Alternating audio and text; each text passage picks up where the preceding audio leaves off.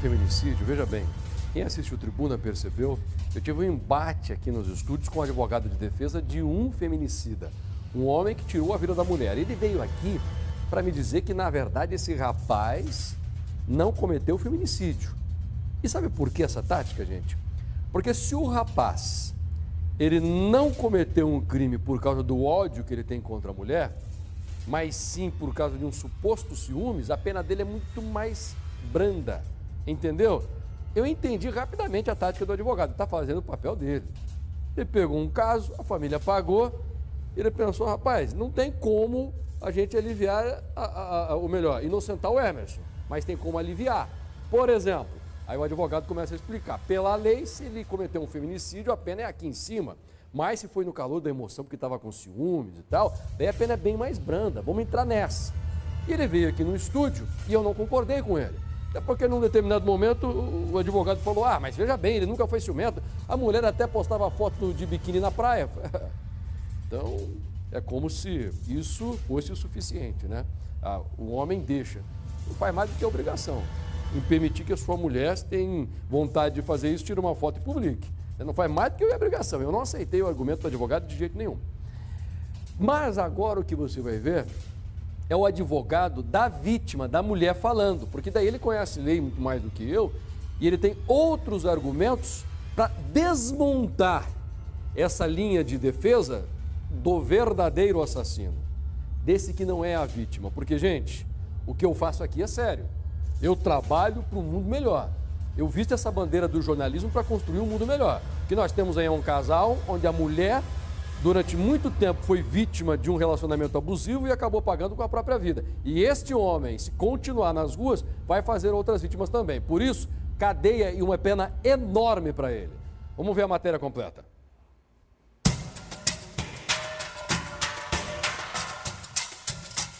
O que foi dito? Que ele era um homem possessivo, um homem violento e um homem ciumento em demasia. Basta um rápido olhar pelas redes sociais ou pelo inquérito policial para saber que essa informação é inverdade. Vamos entender a situação, veja as redes sociais dela.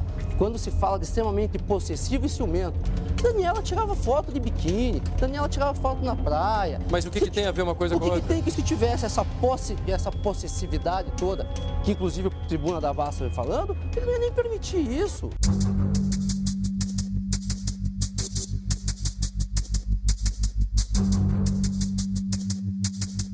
Um cenário que assusta. Móveis fora do lugar, o chão banhado de sangue, sangue também encontrado nas paredes e em outros cômodos da casa. Aqui moravam Emerson e Daniela, casados desde 2016, separados por um assassinato cometido pelo marido. Tá muito difícil. Cada dia que passa tá ficando pior, sabe? Porque a gente fica esperando, ela nunca chega. Que nem diz a Lívia. Cadê a mamãe, vovó? Cadê o papai, vovó? Papai não vai voltar mais, eu espero. A mãe tá lá no céu, virou um anjo, né? Virou um anjo para cuidar dela, que eu falei para ela. O laudo da criminalística explica como a vítima perdeu a vida. Segundo o documento, a morte foi violenta. Foram múltiplas facadas em vários pontos do corpo de Daniela.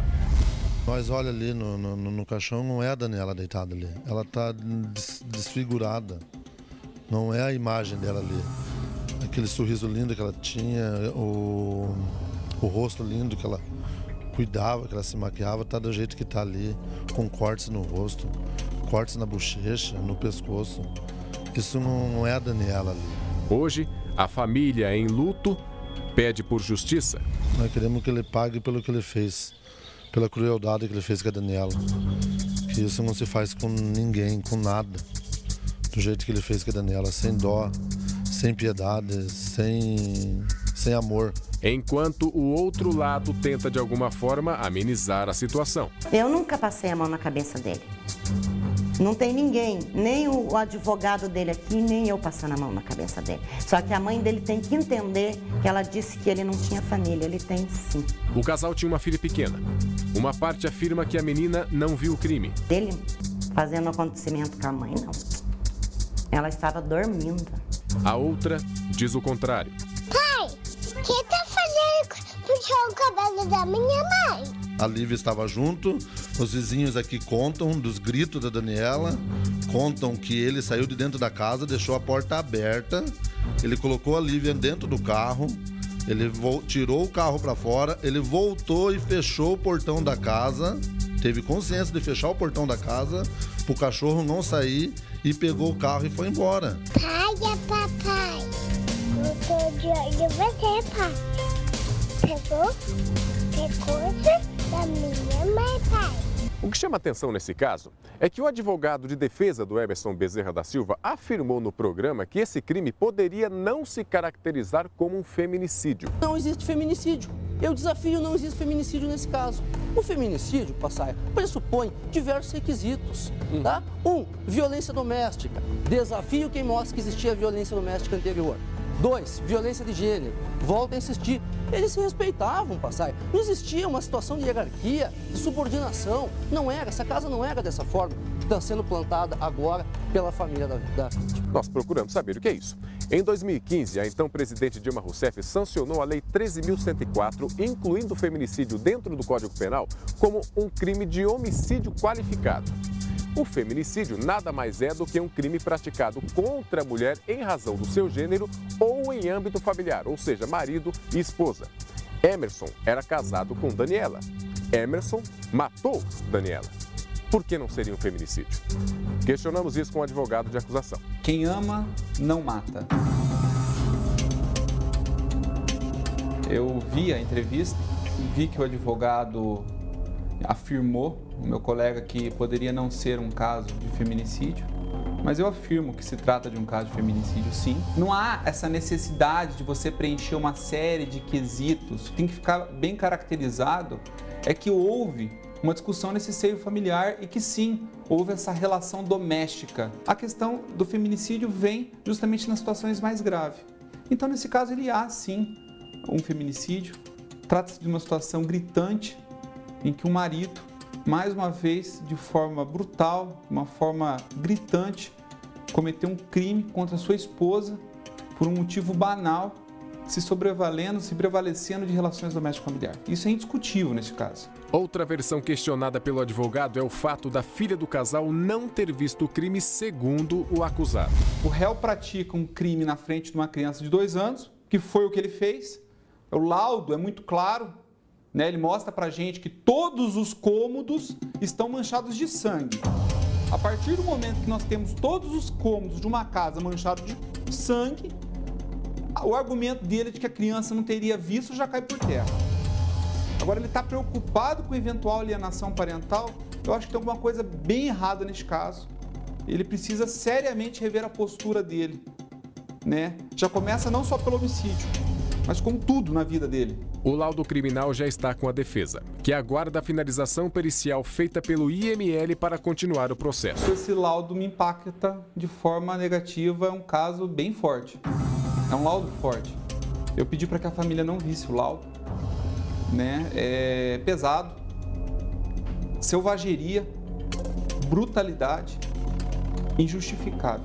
O primeiro documento basta para a caracterização do crime. Legítima defesa eu pratico nos mesmos meios, tá? Legítima defesa é quando alguém vem com uma faca para cima de mim ou com uma arma para cima de mim, e aí sim, eu com o mesmo meio procuro me defender de algum meio contundente, alguma coisa que se justifique. Neste caso, nós temos um excesso, claro, né? Como é que eu justifico uma legítima defesa com mais de 20 facadas? Como é que eu justifico esse excesso? Eu vejo que a sua interpretação ela é muito generosa com o seu cliente. Quando o senhor fala, eu começo a pensar que essa mulher era um monstro.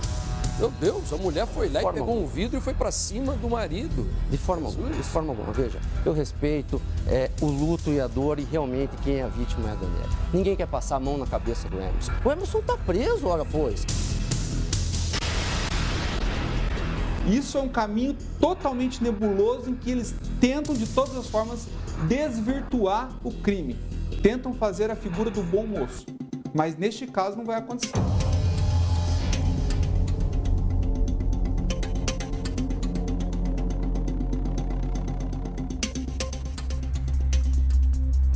É por isso que eu vou colecionando entre aspas, obviamente, inimizades com advogados criminalistas. Inclusive, dias atrás eu recebi um desagravo da OAB. O presidente da OAB eu conheço, respeito demais, não tem nada a ver com a história. É que uma advogada pediu e aí a OAB foi lá e cumpriu o pedido da advogada. O que é esse desagravo? Ela simplesmente discorda da minha linha, ela acha que o que eu faço não é justo. Não fui a única advogada, já recebi esse mesmo tipo de crítica de outros advogados. Eles dizem que eu não deveria usar os argumentos que eu uso. Sabe por quê? É que o criminalista que defende este criminoso, ele está construindo uma história para tentar defender o seu cliente no tribunal. No caso de quem defende esse Emerson, veja só, se for feminicídio, a pena é aqui em cima, então vamos falar que ele estava se defendendo, de repente ele até sai pela porta da frente, nem paga uma pena, ou se for condenado, uma peninha desse tamanho. Eu não caio nessa conversa, não sou juiz, mas uso o espaço que eu tenho aqui na Rede Massa e principalmente o talento dos nossos jornalistas para mostrar a verdade. Feminicídio? Aqui, ó. Esse aí é um monstro, canalha, que merece cadeia eterna. Pronto e acabou. Vamos lutar por um mundo melhor, e um mundo melhor